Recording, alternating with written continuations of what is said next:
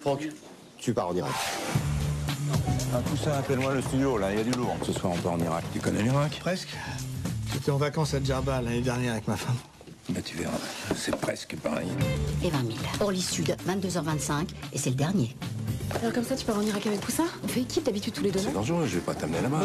Enfin. Ma femme a quitté la maison. Je lui ai écrit une lettre. J'aurais voulu avoir ton avis. C'est ta femme? Mais me dis pas que tu l'as... Je le savais pas. Vous partez en Irak ensemble. Je suis pas sûr que ce soit une bonne idée. Non, je te jure, je t'embêterai pas avec mes problèmes. Ouais, le personnage, il est attachant. Hein. C'est un petit bonhomme qui est comme ça, qui est un technicien, et puis qui est tombé sur Valérie Caprisky. Il a dû la faire briller en lui disant « je travaille à la radio », il s'est un peu vanté. Et elle s'est intéressée à lui, il l'a épousé. Donc c'est un mec qui est très amoureux d'avoir une femme comme ça qu'il trouve très belle. Et il y a une espèce de culpabilité de dire je me sens pas à la hauteur. Tiens, file-moi l'argent. Tout ça, c'est ta lettre, ça. T'en me dis pas que t'as acheté 20 000 €, me dis pas ça. Hein. On rentre à la station, on leur explique tout. Tu vas leur dire, la rédac, que t'as acheté 20 000 € dans une poubelle. C'est un homme qui vit dans l'urgence, parce que sa profession l'y oblige. Donc il a un point de vue sur la vie assez particulier, il est très disponible. Mais il refuse systématiquement de promettre quoi que ce soit à qui que ce soit. Là, c'est une comédie et en même temps, je pense qu'il y a presque de l'émotion dans les rapports de ces personnages. Parce évidemment, il y a le thème comme ça de ces types qui mettent le doigt dans un engrenage, qui se retrouvent couillonnés, ils sont obligés de bidonner mais pas par cynisme, ils le font pour sauver leur vie, parce qu'ils ont commencé à mentir. Ça, c'est le principe des comédies. Quand on commence à mentir, il faut rementir. Et donc il y a évidemment cet aspect-là qui est un aspect médiatique, avec une petite satire des médias et des journalistes, mais très, très, très légère. Mais à mon avis, ce qui marche le plus dans le film, c'est les rapports entre les deux. Toujours l'éternel, le con et le moins con. Et finalement, le plus con vient et parfois le moins con. Enfin bon. Albert, pour s'en sortir, faut du vice. Et là-dessus, j'ai un peu plus d'avance que toi.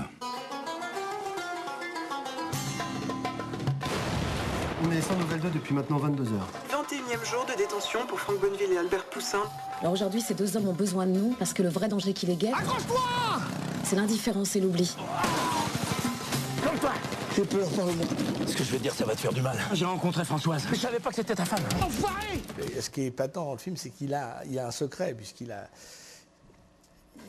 m'a un peu trahi avec ma femme, et il ne le sait pas, donc il l'a appris par la suite. Donc il y a en plus un truc extrêmement drôle, parce qu'il me supporte parce qu'il est culpabilisé d'avoir fait cette connerie. Et donc c'est d'autant plus jubilatoire. Donc je crois que la comédie repose sur la jubilation. Ces deux mecs qui ne doivent pas se rencontrer et qui vont se supporter et qui vont inventer une histoire de folie. Tonton, j'ai eu mon patron, il y a un problème.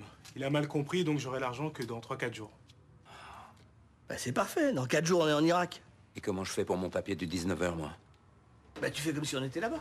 Moi, je suis assez client des duos, et c'était l'occasion, avec Gérard Jugnot, donc, de fréquenter un comportement que je n'avais pas encore joué dans un duo. Et j'ai trouvé que leur ressort comique était très drôle. Et en plus, ça nous permettait de jouer vraiment sérieusement une situation qui devenait de plus en plus tout sauf sérieuse. Oh putain, mais c'est la guerre, là! Chut, on bosse, on est à l'antenne dans 3 minutes. C'est à vous. Nous retrouvons en direct de Dubaï Franck Bonneville qui a assisté à l'accrochage. En effet, Christian, et la situation reste tendue comme vous pouvez l'entendre autour de moi. Ce matin, pourtant, un silence inhabituel régnait dans ce petit quartier si populaire d'où je vous parle, quand tout à coup, à l'entrée de la ville, sur la route de Bagdad, 2 chars Abrams sont déboulés dans un nuage de poussière et dans une chaleur accablante. Alors tout est allé très vite. J'ai vu un homme épauler son lance-roquette et toucher le premier char.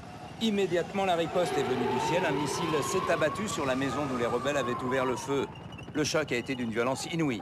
Moi, ce que je trouvais intéressant dans le film et important de dire, c'est que ce n'est pas deux mecs cyniques ou un mec cynique, Israël Lanvin, qui bidonne parce que ça le fait chier d'aller, comme à un moment Jean-Yann avait fait ça dans un film où il chargeait les journalistes en disant c'est tous des bidons, ils restent chez eux, ils font des trucs faux. Non, c'est un type qui est un vrai grand reporter et ça pose d'ailleurs un problème de ne pas être là-bas. Hein. Et donc il va essayer quand même de faire de son mieux. Et c'est aussi une manière de dire, vous voyez, maintenant avec les moyens technologiques, avec l'Internet, avec les paraboles, avec les téléphones satellitaires, on peut être au courant de beaucoup plus de choses finalement. J'ai juste eu le temps de m'abriter derrière un mur de pisé. Quand la fumée s'est dissipée, le char était en flammes. Dans notre métier, on essaie de varier les plaisirs. Donc là, ce plaisir de se retrouver avec Gérard, avec Omar, qui est vraiment très drôle, avec Anne-Marie Vin, qui est une actrice que j'adore, avec Caprisky. Bon, il y a vraiment un truc qui était une belle distribution. Puis c'est un film jubilatoire. Moi, je l'ai vu, et je veux dire, ma fiancée qui n'avait rien vu, elle s'est marrée comme une folle. C'est vrai que le film, j'attends vraiment de le voir dans des grandes salles avec du public. Je pense que si les gens viennent pour s'amuser, ils doivent pouvoir s'amuser beaucoup parce que c'est jubilatoire. J'en ai rien à foutre. Je dirai ce que je veux. Avec ma femme, c'était bon, les galipettes. Je ne savais pas que c'était ta femme. Tu sais rien faire d'autre dans la vie. Celle-là, tu l'as bien mérité. 3-2. Bon, tu veux vraiment savoir? Quoi? Arrête. Bon, tu vas la fermer, ta grande gueule. Repars tout. Phone your wife. We want money. Ça sonne. English. English. It's ringing.